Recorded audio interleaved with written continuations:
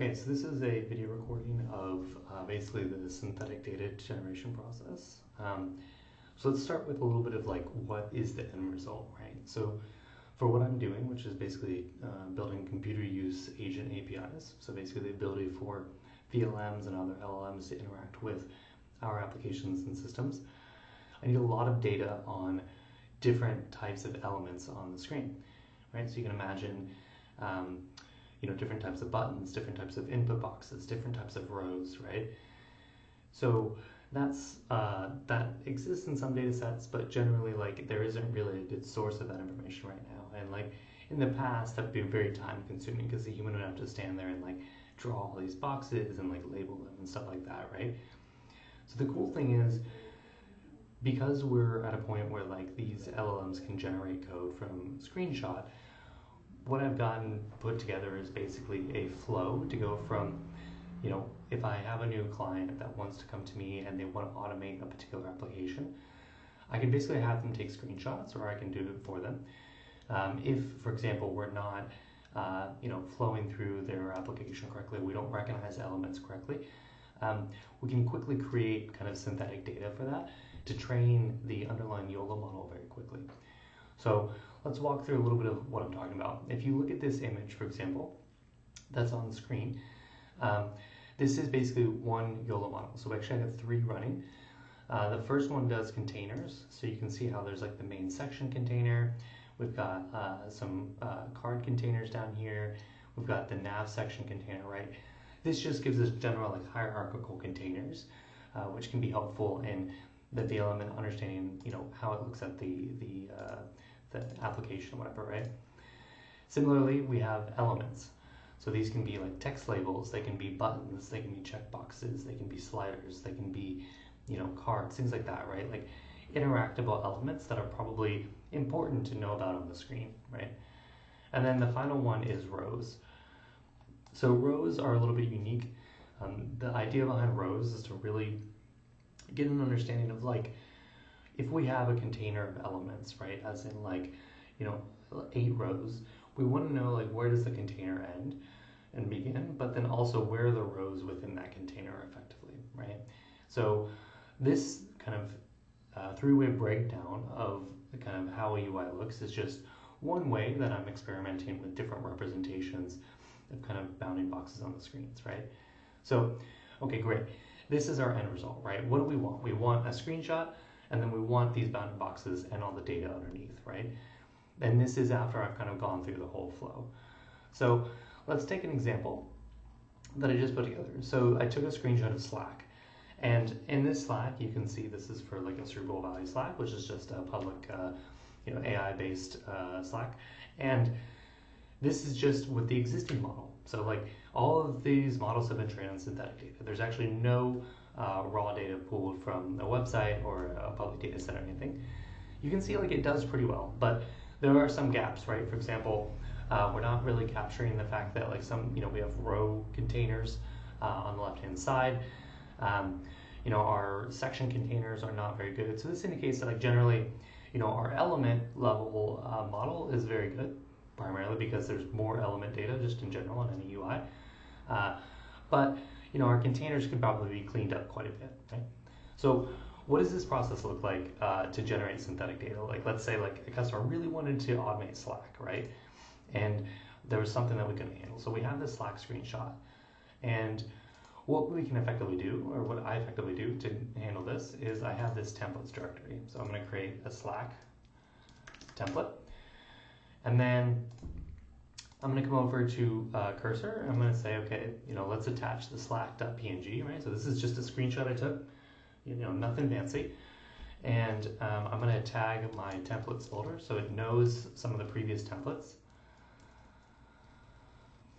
And so it can pull it into reference. And then I'm going to say, I want you to create a new index.html and CSS style sheet that matches this Slack screenshot exactly. Right? Try to think about the color scheme, layout, elements, and use consistent selector naming as this is going to be used later on the processing step to extract bounding box information.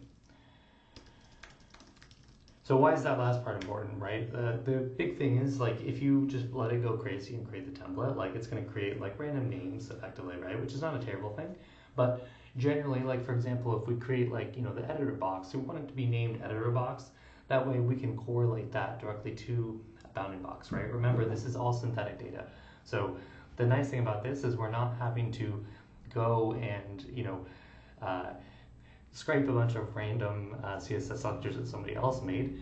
We're actually able to kind of guide this, and then I'll show you how we create subtle variations that add you know, differentiation within the data set, and then we can also capture different resolutions as well to get even more variations, right?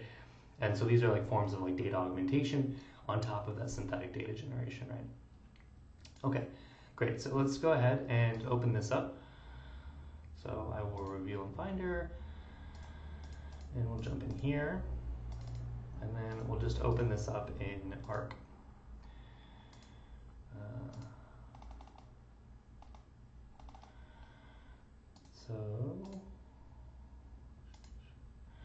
Okay, so we'll open this up in Arc, right? So now that we have this open, we can see, okay, like, it did a decent job, but like there's still some, you know, missing pieces, right? For one, like, you know, the channels, there's not nearly enough of them. The direct messages, we could probably do a better job with, right? The editor bar here, we're missing a lot of like fancy, you know, icons and stuff.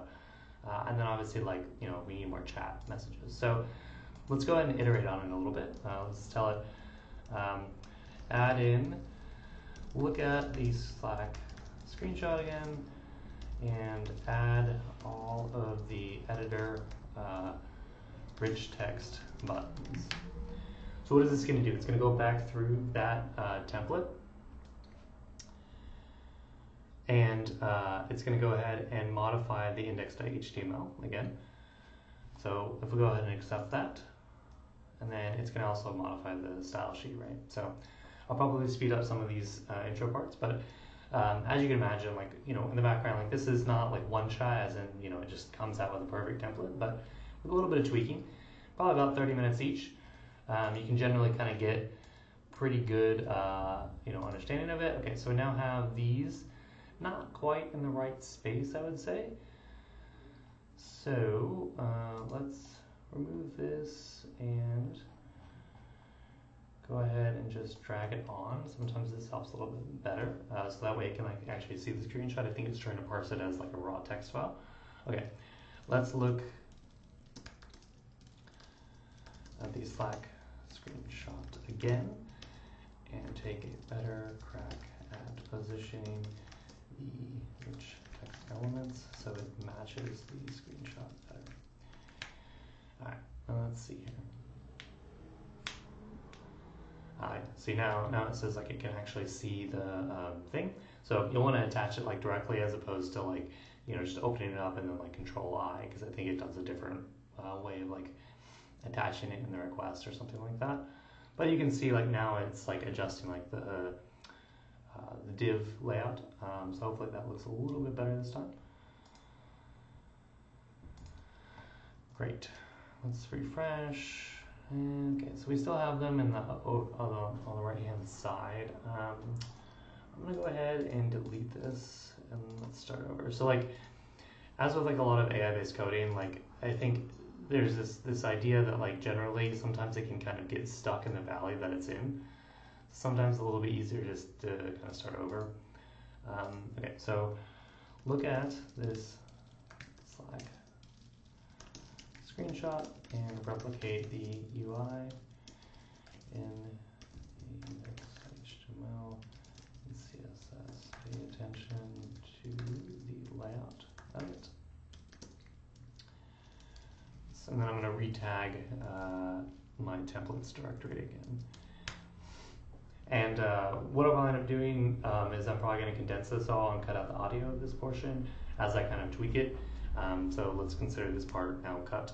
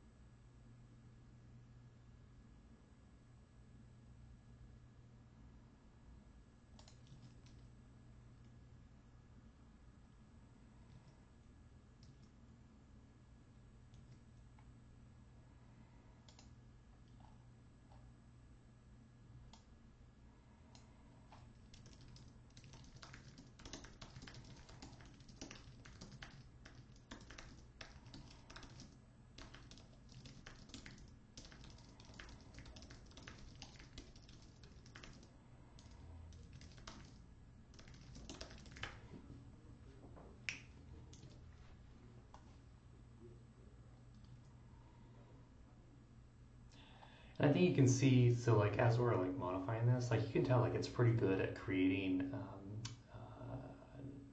what are they called? Icons effectively, right? So like it can't generate like images, like not very well at least, but what it can do is it can generate SVGs. So you can see like all these like the human icons and like the bells and like the chat and blah blah blah.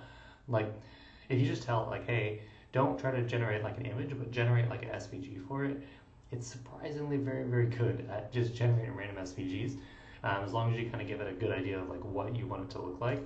I actually don't even use anything like Font Awesome or anything like that anymore, which is kind of crazy because those were pretty big for a while. Okay, I'm just going to add more content, add more message content to the main thing.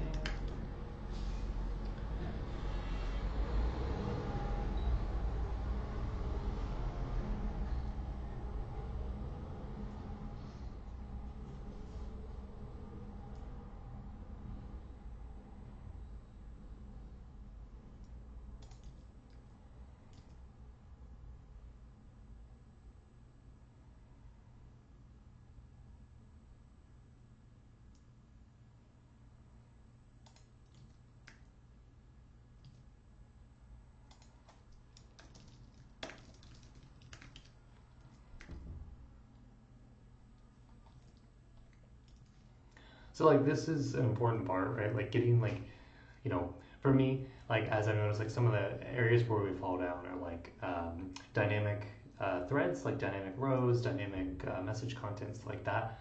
The challenge with it is like it's hard to differentiate, right? So like a big thing for me is like making sure that we're adding examples of that, especially in the detection, so that way we can like easily pick out that information as we go along. And so adding more and more of this so like it does a better job of like drawing those bounding boxes better and stuff like that, right? Okay, this is pretty good.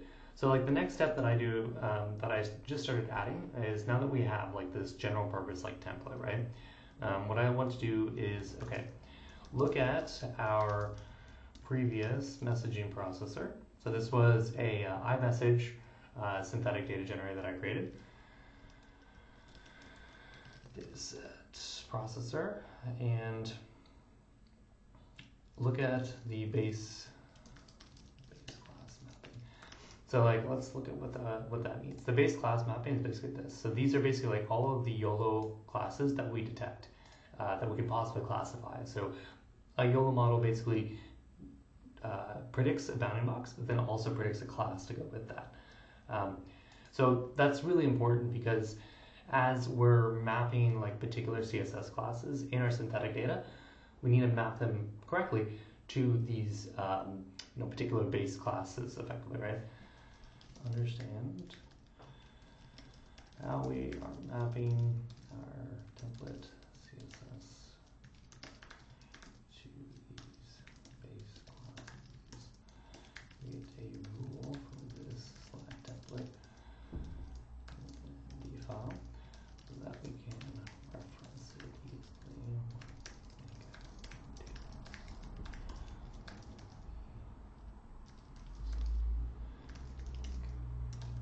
So what I'm telling it to do is basically to kind of look at these base class mappings and then look at CSS selectors that were used in a previous template.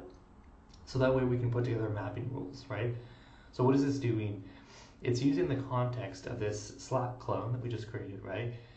And it's basically understanding, okay, for all these elements that we see on the screen, how are we going to start to map these back to particular bounding boxes or particular CSS selectors?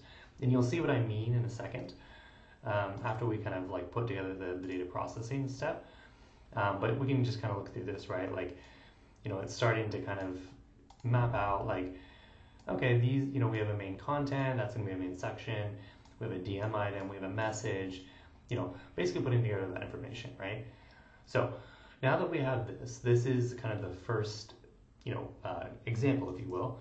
The next part of it is we need to create multiple examples. We need to create variations. So what I do is I put it in this dataset folder, and then I call it -0, and then I say -001, -001. Make sure, let's just delete all this.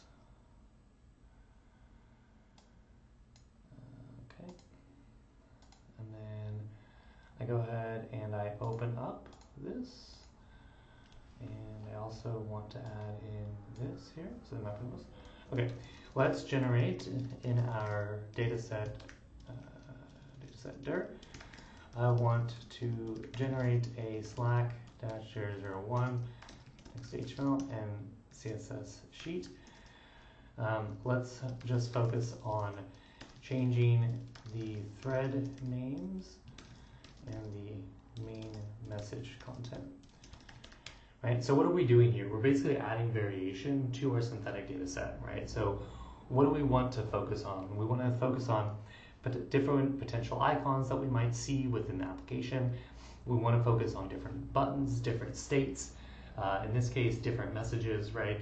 Different usernames, right? Why is that important? Because that's making our bounding box detection much more robust when we're in an active environment and we're going to see, potentially any name show up in the DM. So we're going to see any thread, Slack, channel name. We're going to see different types of content. We're going to see those emoji reactions on messages, right? All those things that we want to be able to detect in a real-time environment, we need to make sure that we're kind of accurately depicting that, right? And so that's what we're doing here. We're using Cursor to kind of quickly create these like variations on a theme, if you will. And once it finishes creating the style sheet, I'll go and open that one up in Arc. Like we can open this and obviously it's going to be not look great because the style sheet's not ready yet. But once it creates, then we'll see what it looks. The other thing that you can do is like have it change the main color theme. So like white to or light to dark, changing from purple to blue to green. All of these just make things a lot more robust. So once this shows up, great. So now we have a bunch of different names. We have different, you'll see we have different like notifications. It even changed a little bit of the coloring. It changed that button up there to something weird. But like generally like it kept like the style, right? Like all of these variations, really kind of add some robustness because generally like as long as things fit, it's going to do a pretty good job. So then now I'm going to clear this out and I'm going to say, okay, let's create Slack-002 and I want to focus on a light theme. Keep all the content the same and layout, but flip the color scheme. Okay, great. So like, what are we doing now? Like we want, both light and dark theme, which will be perfect for us. So this one should be pretty easy for it to put together.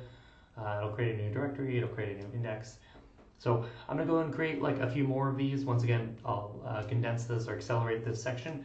So I'm going to go and stop talking for now. But I'm going to make sure this is recorded so that way it can be watched.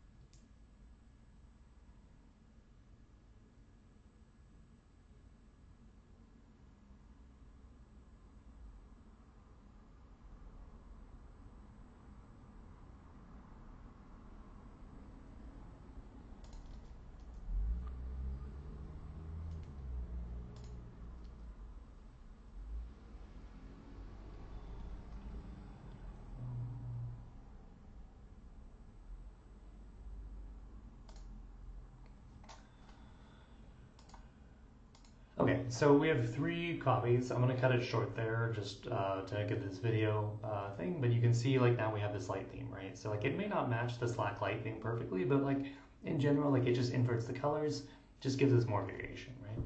Okay, so the next step is the fun part. We're still gonna use cursor, don't worry, but basically what we're gonna do is I'm gonna pull this messaging data processor. Messaging data processor, and then our rules. Let's create a Slack dataset processor. Don't change the base mapping, class mappings. Update this to handle and element mappings. Boxes for our Slack template.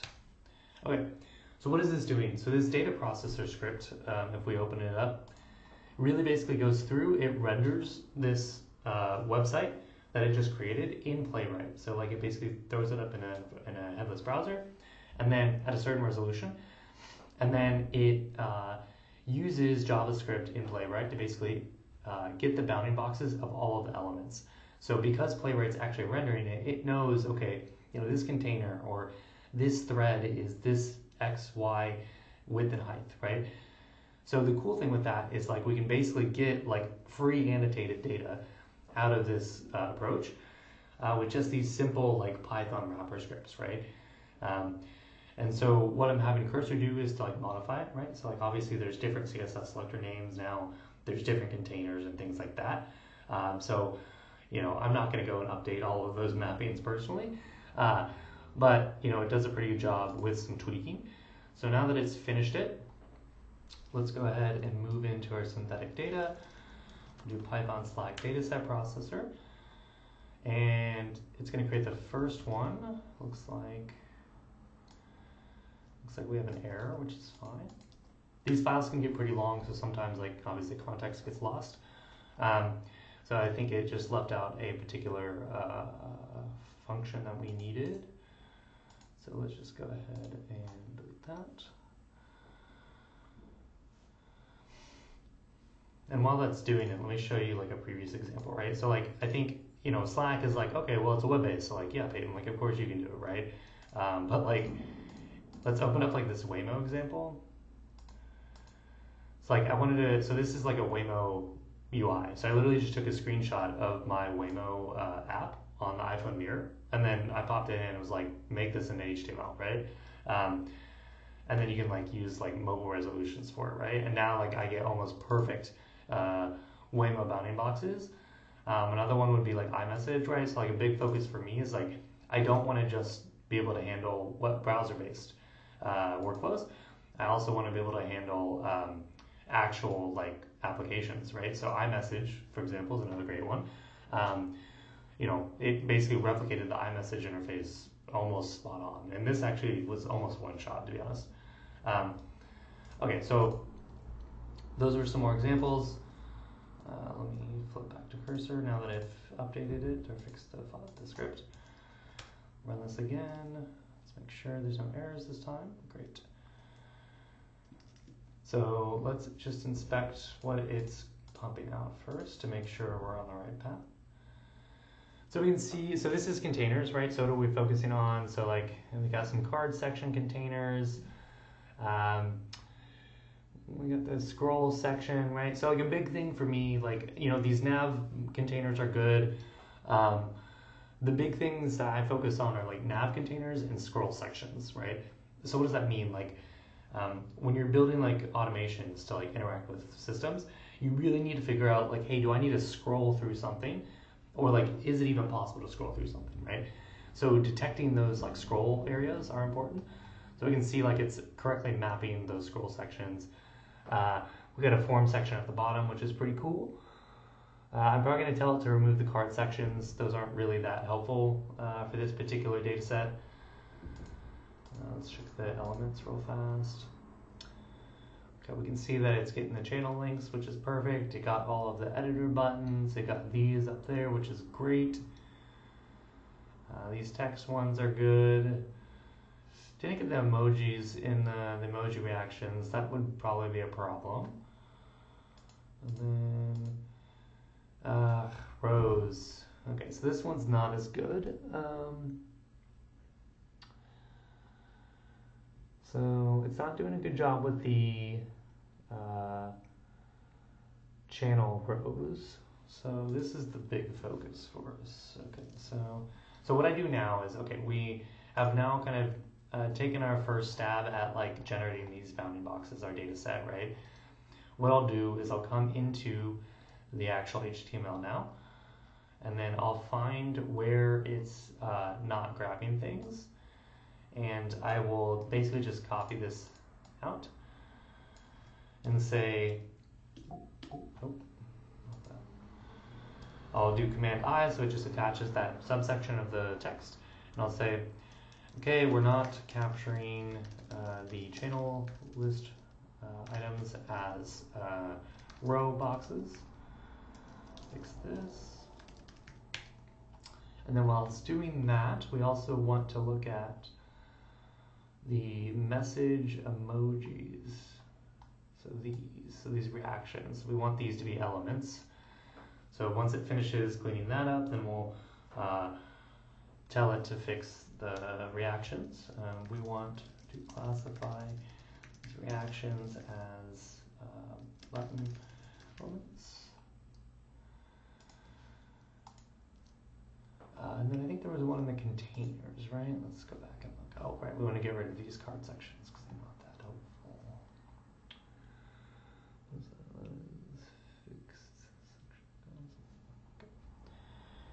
So you can see, like, it's a little bit iterative, right? But like for onboarding like almost an entire application, right? Like after I'm done with this, I can basically do any automation on Slack that I possibly need. And I spent 30 minutes total. Like this is pretty solid. Okay. Let's remove the card section class. We leave the base mapping the same. Just don't map to it. So what am I telling it to do with this particular one? It's adding these card containers. I'm just telling it to just don't map those basically, right? I just don't want those there, but we still want to make sure that, like, obviously that base mapping, the YOLO mapping, stays intact. So now that we're done here, we can rerun this. Error here. Let's fix this. And as you can see, like if you've used Composer in any way, like I don't remember write code anymore, just kind of paste the error in. If I, run a few times on it and it still can't figure it out, then I'll actually read my code, but generally I just kind of let it do its thing. Okay, let's come back in here. We should now have good examples. Perfect, so containers look good now. We're getting just straight scroll sections. Let's look at elements. Let's make sure we're getting all of these. We're getting the reactions, beautiful. And then rows, perfect. So now we're getting all of the messages as content rows, which is exactly what we want, but it looks like we removed all of the data rows on the channels. That's not good. So it didn't do a good job with that. So let's go back to where that was at. And let's find that here.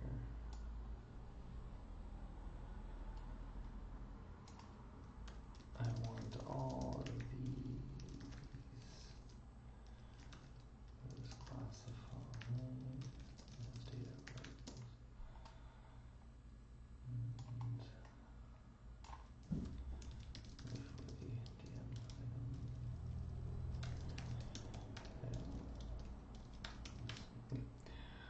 So just a quick adjustment effectively.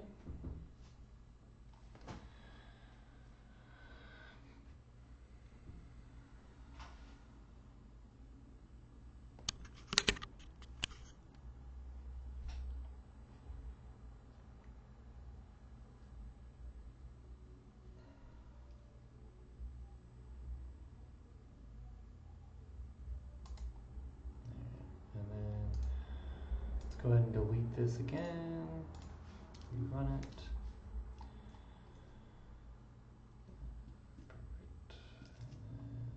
Let's check the process directory, make sure that looks good.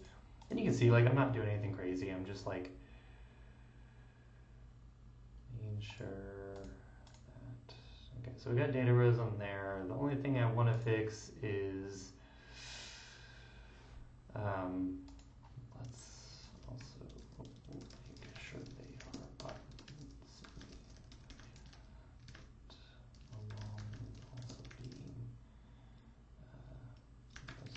so I want those to be both rows and element buttons. This is more of like a stylistic.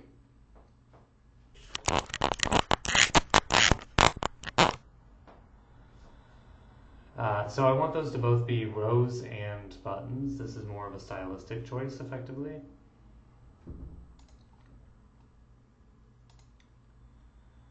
Because of like the particular data that I'm collecting, right? And I don't know why my camera got so like, it's not like focusing. Oh, that's weird. Probably need to buy a new one. But anyways, so let's come back in here, make sure containers look good. And like, it's always good to just go back through, like as you're making these changes, like sometimes obviously the AI can make some fucked up choices. But overall good. Like, it looks very good now. Okay, so basically what this leaves us with is like, now we have like this process data set. So like underneath, if we come back in here and we look, like this is the overlaid bounding boxes, but like we have a YOLO data set underneath, right? So we have both the image and then like the annotation data.